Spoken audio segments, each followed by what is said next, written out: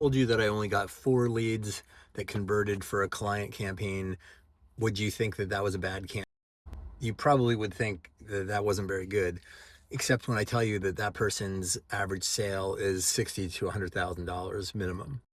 And we calibrated the campaign based on that. And by the way, this is a campaign for somebody that was only willing to spend $2,000 a month in ad spend in a market where the competitors are spending $8,000 a month per city.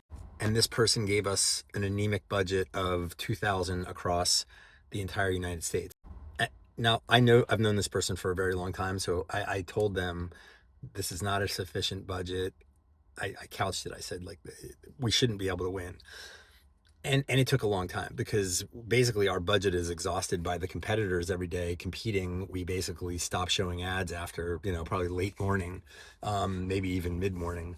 And I mentioned all this, and it's not to say like go into because I've talked about this recently. Don't go into a gunfight with a knife.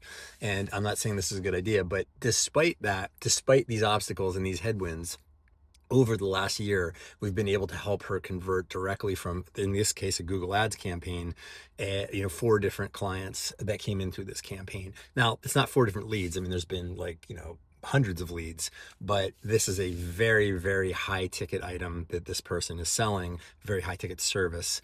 And so you're just not going to get a high conversion rate on this. The point of the story is that you have to measure the campaign relative to, you have to look at things like cost per lead and what you can support, cost per click, cost per lead, relative to what you make. Like you're kind of whale hunting. And when you're whale hunting, you have to calibrate things differently in terms of the expectation of how many sales.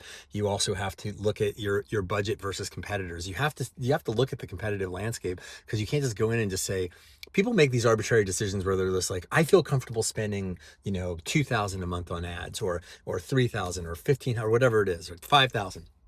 That's well and good, but what matters the most and what really matters at all is how much your competitors are spending, because it is a competitive bidding marketplace on all of these platforms, and you are competing with your competitors for the same eyeballs, and you are only going to go as far as your money lasts in your ad budget.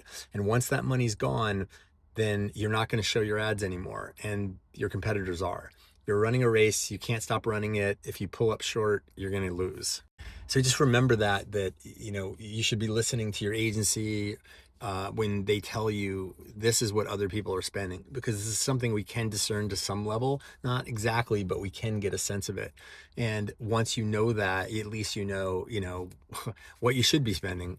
Whether or not you will is a different matter, but don't be blaming your agency if you're insufficiently spending money in a market that's competitive. This is also where it makes sense to look at various marketplaces and to see where maybe you can get lower cost per meal, CPM, cost per click. The KPIs are lower, and maybe match your budget better, because some platforms are going to be different than others. For example, we see a lot of times on TikTok, when we run ad campaigns on here, we get lower CPMs, but that doesn't always translate to more success. It just is something that you should be looking at.